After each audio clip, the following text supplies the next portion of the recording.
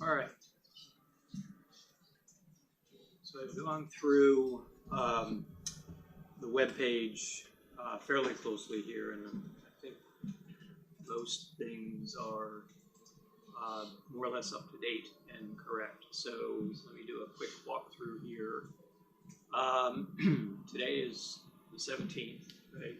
And so we're going to talk about a couple of things.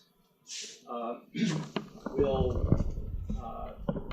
begin with an introduction of Linux, which will lead us to our discussion of operating systems and things that we need to know as far as what we'll be using in our programs. I'll also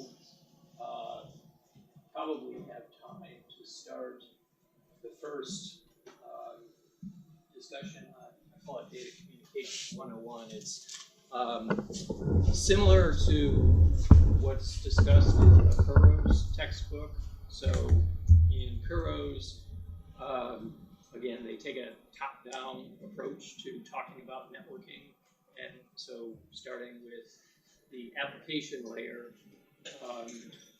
that's then will lead to the transport layer. This discussion is actually going to do a quick talk about sort of from the bottom up.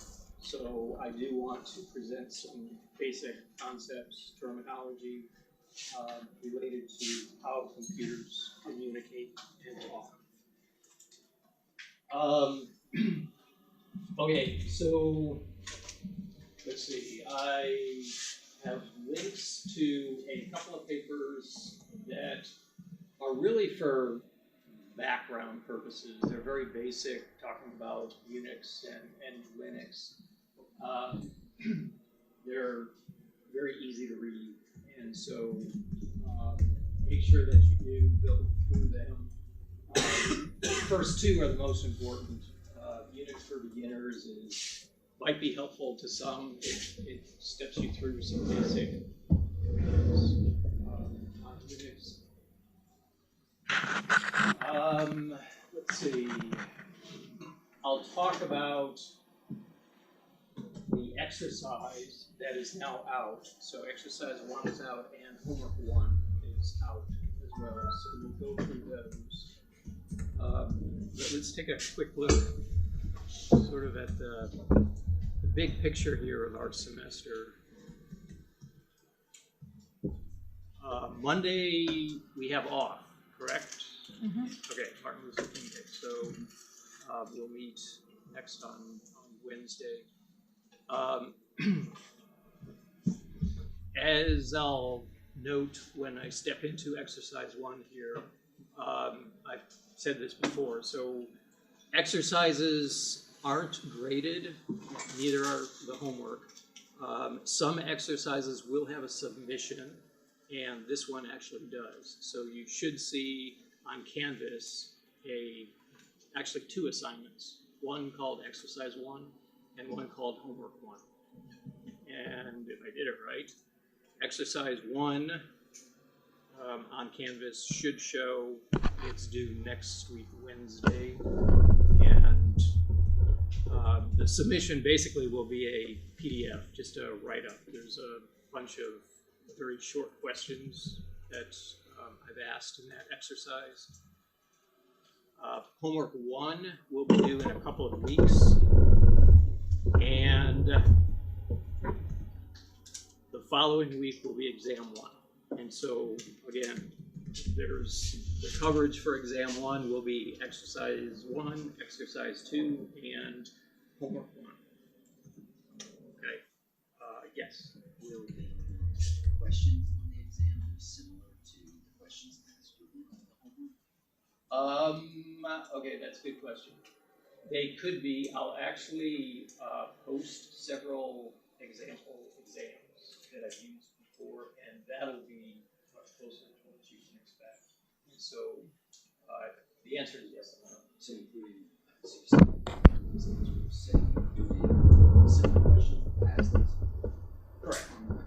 so you can use those example exams to help you prepare for this hard exam. Yes? Do you think we would be able to do homework 1 like today, or is there still some more material we need to cover before? So you can definitely go ahead and get started on it. Yeah, so let's actually step into, first let me step into exercise 1, then exercise 2, and that should, I think, say that the answer is yes. All right, exercise 1 is really to sort of kickstart our hands-on activities using our VM. Okay, so I think everyone here is at a different place in terms of your experience level with Linux, right? And so exercise 1, to a large degree, is meant to sort of get everyone at the same level. Just talking through a couple of these items here. You should become familiar with some sort of a text-based editor like VI or whatever you want. Let's see, we are going to be talking about scripts, bash scripts. And so one of the most helpful commands in Unix is man. Right? And so basically it's the manual pages. And in fact, if you do a man, you will learn of all the things that you can do with man. So it's not as obvious as one might think. Nothing in Unix is as obvious as one might think. So there are many sources of information on a particular topic. One of the challenges is learning how to find information about a topic. One of the most useful commands is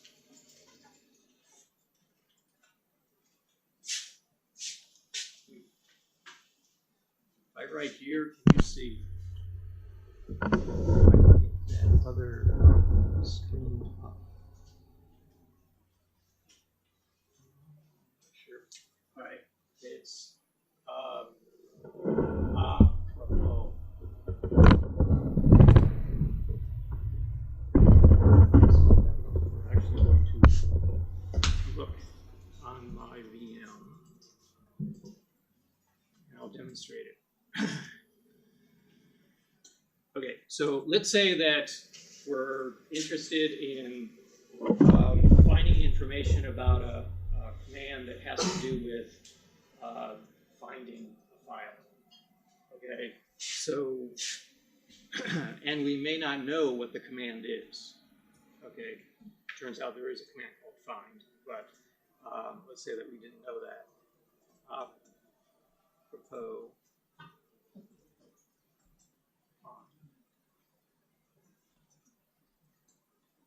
Okay, so apropos and the term for the keyword is going to give you suggestions as to where to look. Okay, so sometimes it's a little bit off. Okay, sometimes you need to sort of ignore some of the things that it finds, but it's pretty comprehensive. So the find command is one that we're going to get to know fairly well. There's some JIT related commands. There's a command called locate, which is helpful. And see if there's anything else I want to mention. Okay. All right, so the main idea here is apropos, one of probably a dozen Unix or Linux commands that are super helpful.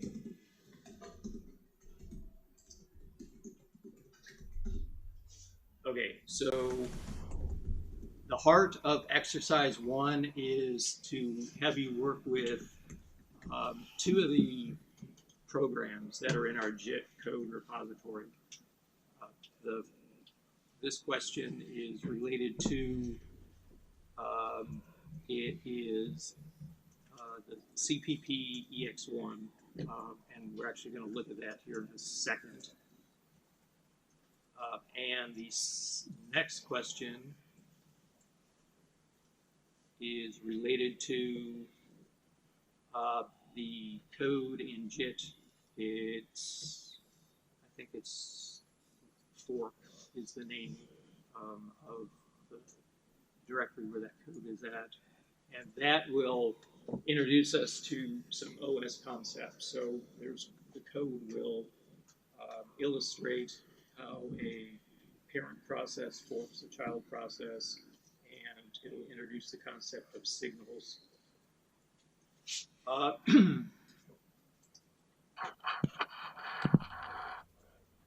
Sort of in conjunction with your working through exercise 1 and then on into homework 1, we'll be talking about those topics. So so probably on Wednesday, the topics that we'll be talking about will be more OS related. So talking about processes and signals, things that you see in the code. Homework 1.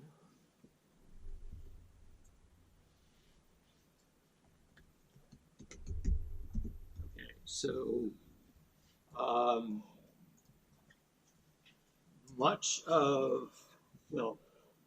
homework 1 has 3 sections. So section 1 is from our main textbook. Okay, so you could go ahead and get started on that now. You should have read chapter 1 of the Kuro's book, and at least one of these questions is directly from the Kuro's book. Section 2 is going to be sort of a hands-on thing. We're going to use the Ping program, and it's a good tool to sort of help us understand computers talking to each other over a network and sort of interpreting how the network might impact the communications. And so this is, again, something that you could get started on right now.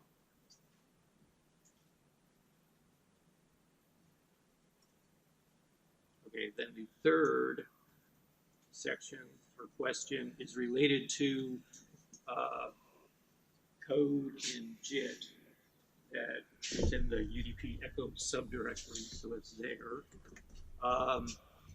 And we'll be looking at it and talking about it next week. So this question, you may want to wait until next week to dig into it.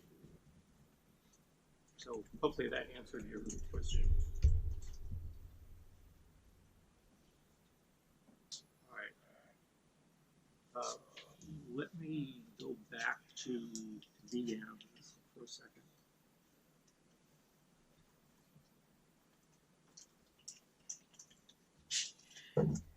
Okay.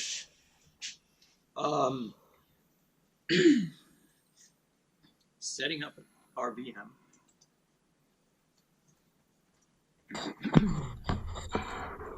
Make sure that you go through this page in detail. Okay, so the way I teach, you're going to learn this.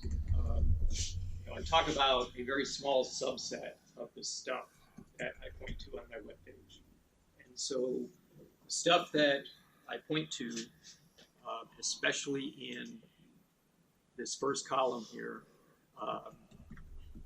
it's on you to look at it and digest the information. This gives you all the information that you need to be able to know something about how VMs work in VirtualBox. You definitely want to get familiar with the VirtualBox user's manual, okay? Because there's going to be things that come up that are readily explained in the manual.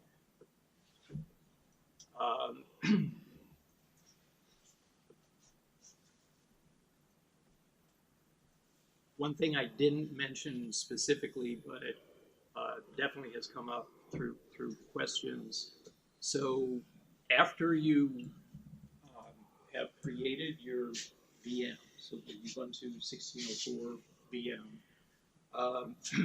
there's another step that you need to do before it's sort of at the state where we are ready to use it. And that step is installing guest editions. Okay, so go in to VirtualBox manual, and there's a chapter that talks about guest editions. In brief, it sort of customizes the VM to your system, and it just makes it look a little bit more presentable and easier to use. At the highest level, that's what Guest Edition does. Let's see, so after you install your VM, it's probably a little tiny window, right? And it doesn't look like this. So to install Guest Editions, if you go to Devices and then click Insert Guest Edition CD, this usually works, okay, for most installations, because the CD image will be located at the same location where the ISO was at. So it's going to remember that, and so it's going to look there, mount that. It's an ISO file, and you'll see basically it's Linux. So your VM is actually going to do these steps to install stuff that will integrate that VM with your host. Okay, so you know that you successfully installed Guest Editions if you're able to see your VM sort of full size on your screen. Has anybody had problems with installing Guest Editions? Okay. Yeah. There's on some hosts, host OSs, and in certain situations, yeah, it's not going to go smoothly. So maybe let's come up after class and we'll see if we can figure it out.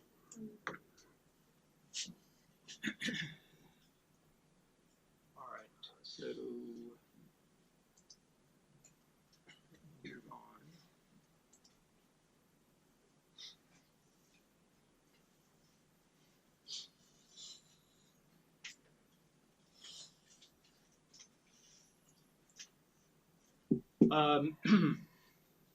So one of what I think is an interesting topic on a Linux system is relates to clocks and time. Okay, so so basically every computer has multiple ways of being able to sort of track the current time and the current date, right? And this article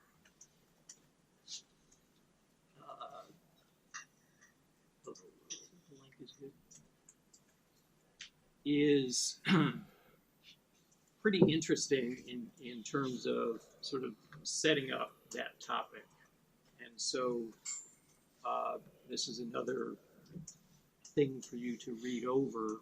It gives you the right background to be able to understand how time is maintained on a Linux system. And exercise 1 will have you work with at least part of the issues. Okay, so the main idea is that there's, when we talk about time, that's pretty unspecific. So there's the topic of wall clock time and the topic of a timer. Okay, and so wall clock time means, the computer's understanding of the real time and date. Okay, and it's actually a very difficult problem for any person, any computer, any piece of equipment to actually know very, very precisely what is the right time. Right? There's this whole area of instrumentation out in the world that involves a set of atomic clocks that supposedly maintain the world's understanding of the current time.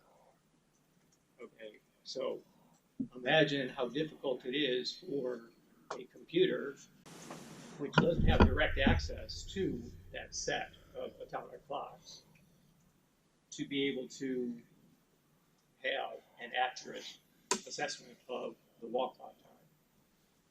Yes? So is there like a certain server or something that all computers have access to that says this is the time, or how does it work? Yeah, so that's a great question. So there is this set of infrastructure that it is considered to be the reference for everything. And a computer can use a couple of different methods to be able to come close to keeping track to that time. So for general purpose computers, two methods are we attach a GPS device to our computer, and the GPS system is connected to that infrastructure that maintains accurate time. So that's one way to get precise time on a computer.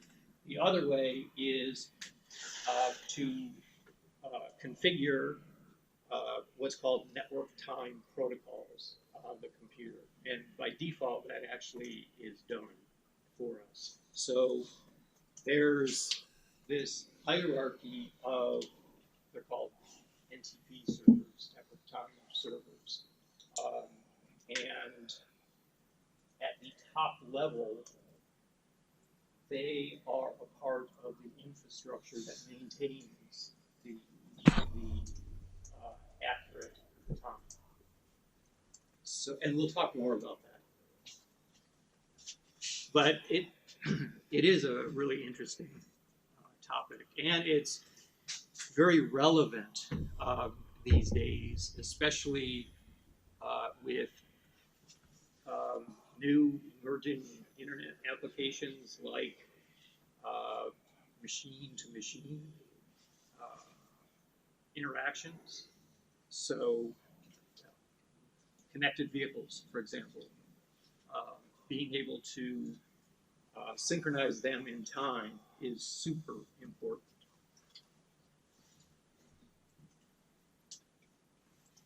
All right.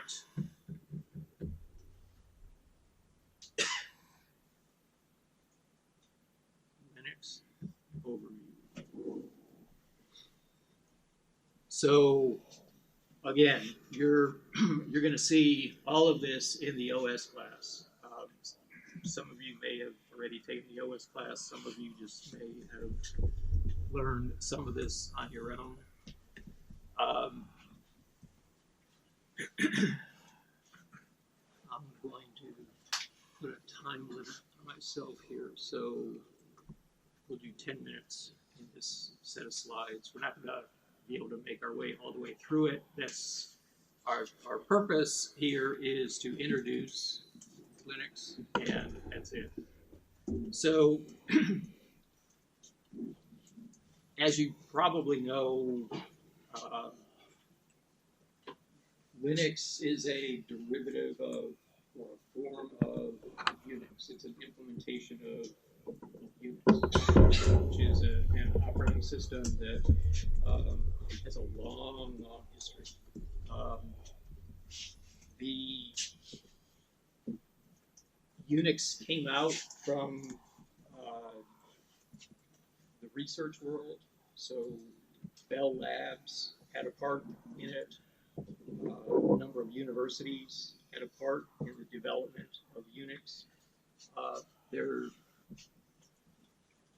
developed sort of several concurrent lines of Unix families. So the Bell Labs version, which was always proprietary,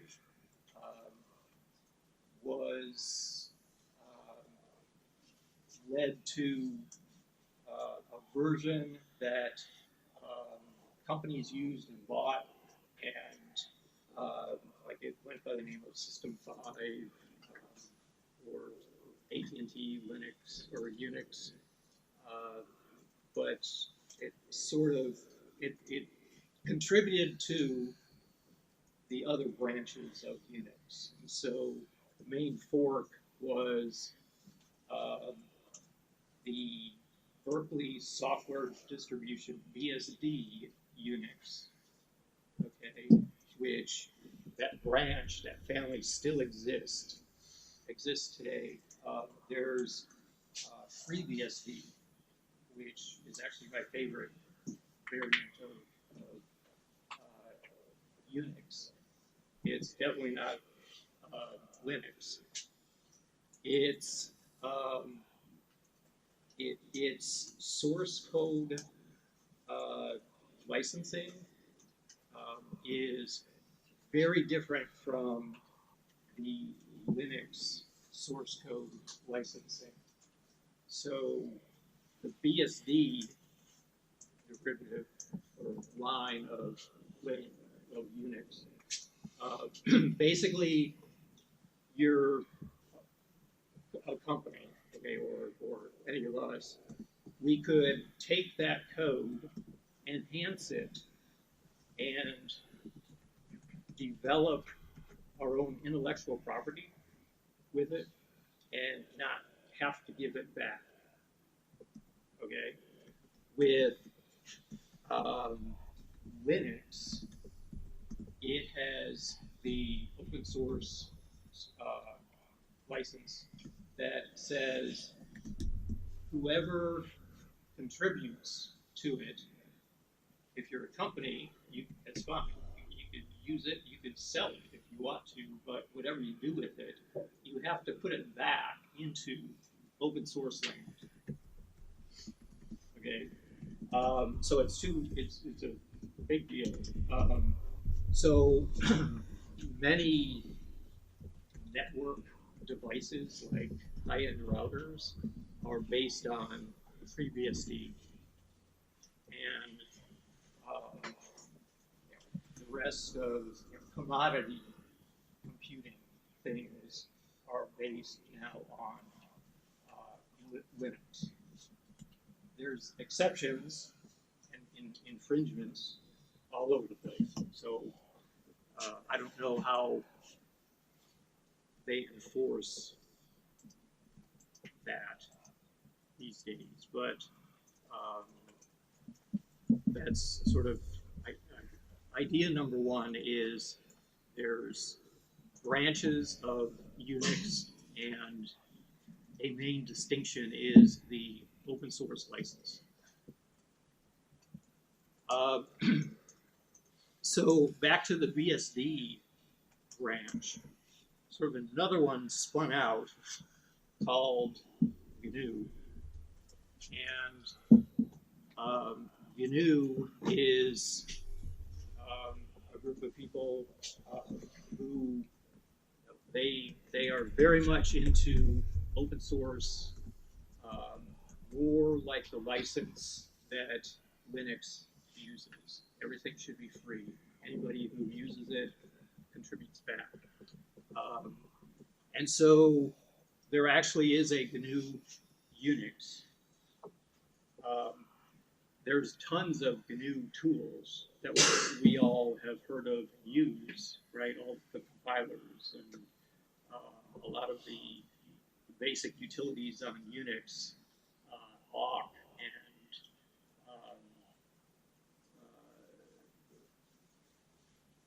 Bash, for example, comes from the GNU organization.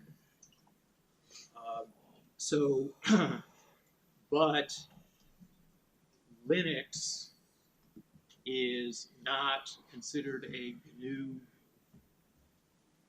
derivative of Unix, because Linux takes some stuff from GNU, but it has its own kernel.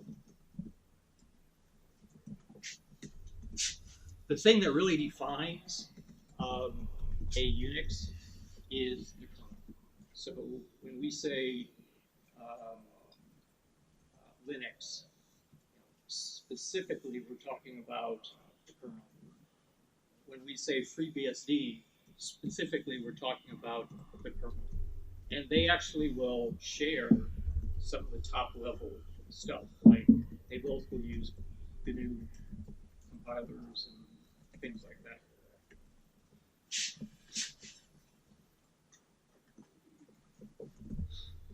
Okay,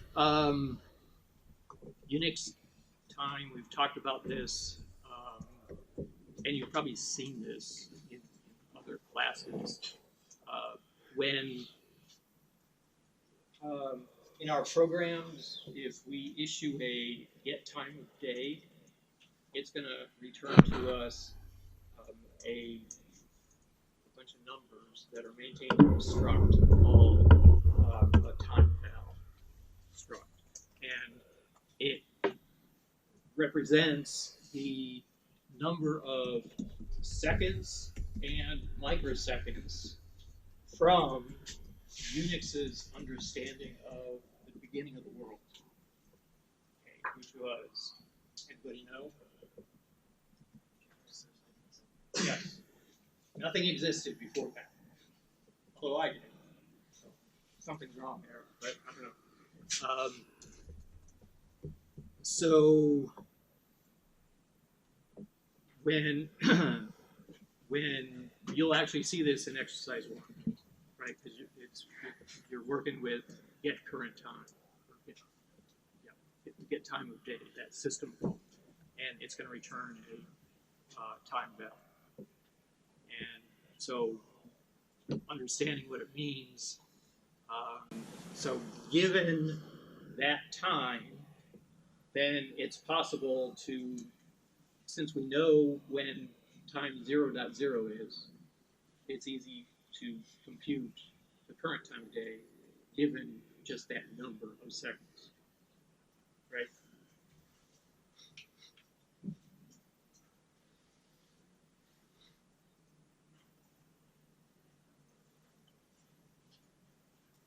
Okay.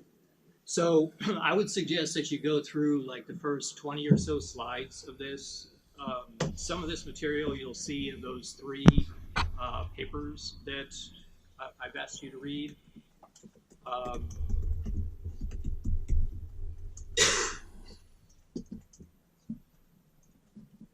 Okay, so inherent to Unix, so this is across the board, all Unix embodies these principles. Supposed to be a simple operating system providing a set of services to applications, system services. It's a time-sharing system, okay, which means that, like on our School of Computing Linux machines, which are all Ubuntu, probably 1804 distribution, there could be 100 people users logged in and trying to use that computer. So the concept of time sharing is that buried within the operating system is a scheduler, and its job is to fairly share the resources of that computer with all of the competing users. And so, more precisely, it's not users, it's applications. So a user might be using hundreds of applications. And the topic of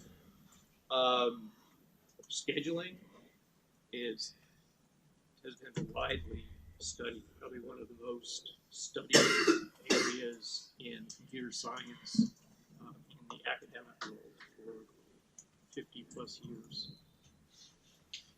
Also inherent to Unix is the interface to users. It's basically called a shell.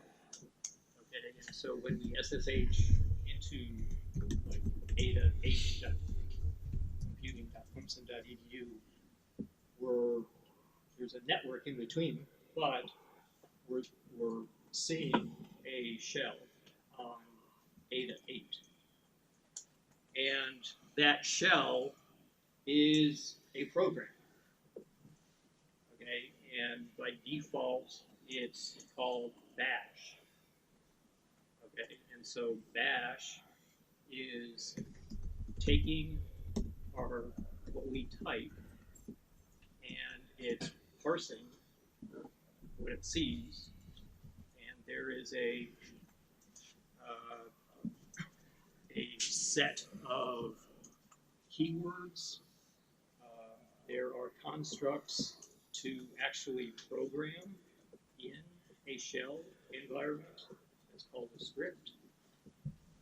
It's very powerful, and one of the most difficult areas of Linux or Unix to become an expert in, because it has a huge history, sort of as baggage that's attached to it. So it's not a clean, easy to use software development environment, even though you can write bash applications.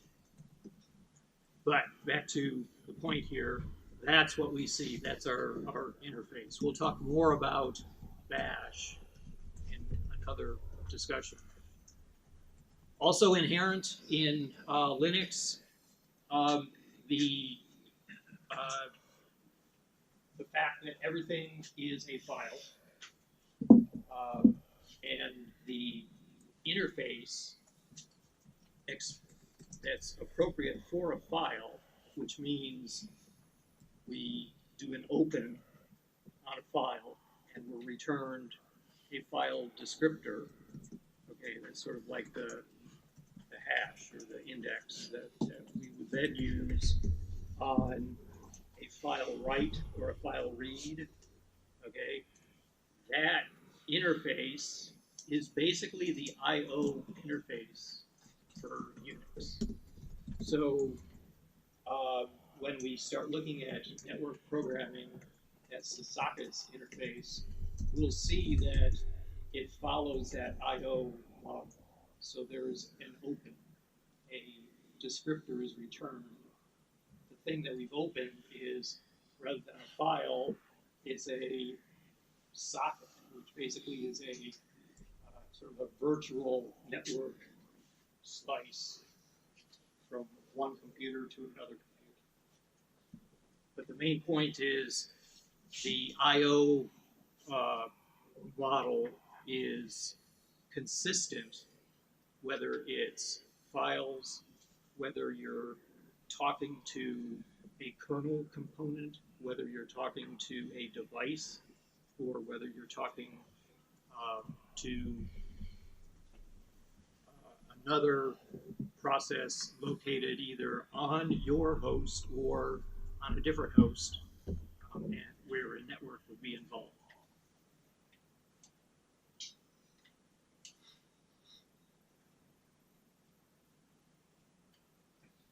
Okay, and so there's in any operating system, there's user level and then privilege level. So another way to say that would be there's the kernel, and then there's the application. It's possible to write kernel applications, so kernel extensions, very easily now in any of the modern Unix implementations. But writing a application in the kernel is pretty different than writing just a general application that runs at the user level, because it's a different runtime environment.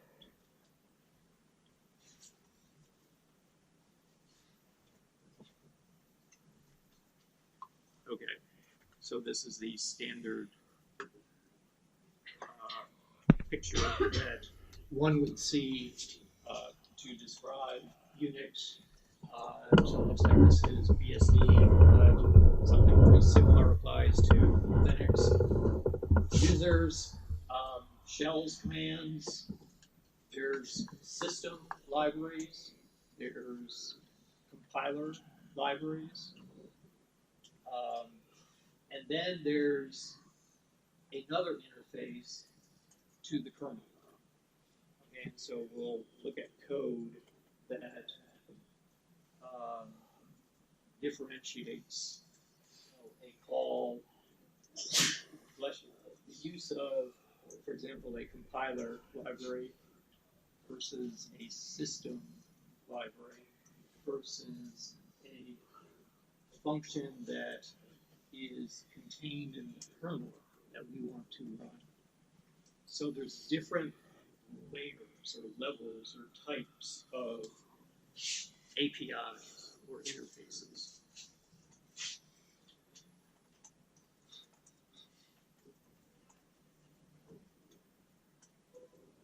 All right, so I went beyond my 10 minutes here. Okay, the other thing that I was going to mention that's inherent in Unix is not just files and the I/O sort of interface that's imposed by the system, but what's called the directory structure. So as we all know, right, there's the directory structure of a Unix system is based on hierarchical model. So there's a root, and then there can be subdirectories, which can lead to other subdirectories. And we'll talk about access control and permissions and how you keep one user from not touching the files of another user, right? That's access control. We'll talk about that later. Okay, process control. This will be the last thing I talk about. Okay, so when we say a process in an operating system context, it is the mechanism used by the operating system to run an application. So it's an instance of an application running. That's a process. And the scheduler deals with processes. So on a, like one of our School of Computing Linux machines, there's likely to be 1,000 processes that are in the system and have some state. Not all are ready to run. Some are waiting for I/O. Some are dormant. But the process is sort of our starting point when talking about operating systems. Okay, it is 1:10. I'm going to quit on time.